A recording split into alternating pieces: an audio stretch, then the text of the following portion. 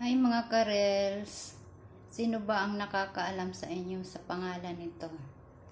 Ito po ay made of cassava. Manipis lang po siya. Ang pagluto ko nito ay pina-fried ko lang. Saglit lang.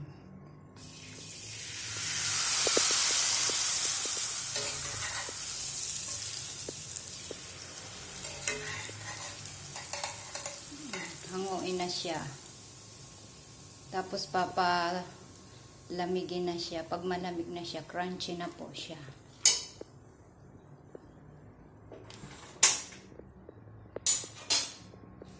Palamigin lang natin saglit. Ayan o. Crunchy na po yan siya. Pwede siyang lagyan mo sa ibabaw ng Nutella. Kung ano mang gusto mo ilagay. Pwedeng margarine. Pero ang lasa niya, medyo ano na siya, manamis-tamis. Yan siya, oh. Siya guys.